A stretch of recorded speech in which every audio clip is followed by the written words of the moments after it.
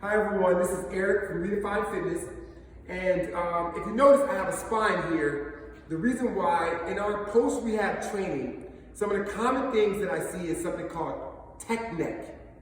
Okay, and what that is that's when your head goes forward, your shoulders roll forward, and you get something called kyphosis. So the muscles in the front get short and tight, and the muscles in the back get long and weak.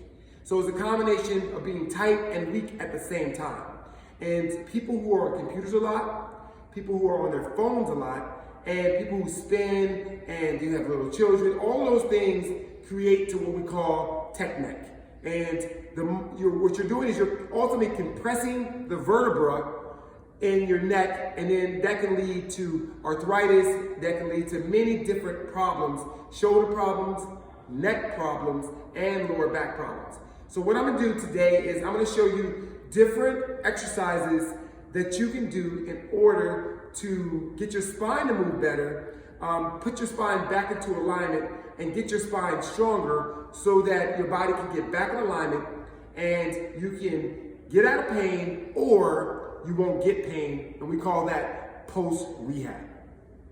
So one of the first things you have to do is you need to stretch out your anterior muscles because they're constantly being shortened because your head is down and it's creating a lot of tightness within your pecs and also at your shoulder.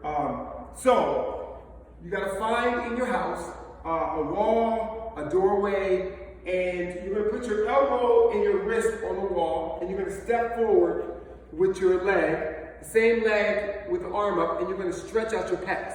So just keep stepping forward, and I can feel a really good stretch here. And what it's doing is it's externally rotating my rotator cuff, which is giving me space within the shoulder, okay? And so you're gonna rotate your head and rotate your hips at the same time, and then that gives you more motion within the shoulder, and it creates more of a stretch, okay? And you wanna do this a few times, bring your arm down, give it a rest, and the second time you do it, it actually feels better and you get more range of motion because the muscles become more pliable. So the second exercise here is important because it's really about thoracic mobility. The thoracic spine is here. And because we're constantly in flexion, the spine is in does the same repetitive motion. So in order to get that spine to move better, you gotta move it, right? So one of the exercises we want to do is we want to create more extension in your spine and shoulders. So you're going to find a wall and you're just going to reach back and try to touch it or just get close to it. So extend back, and that stretches out your abs, it stretches out your pecs, and it stretches your neck muscles in the front. And you're going to repeat that motion about 10 times.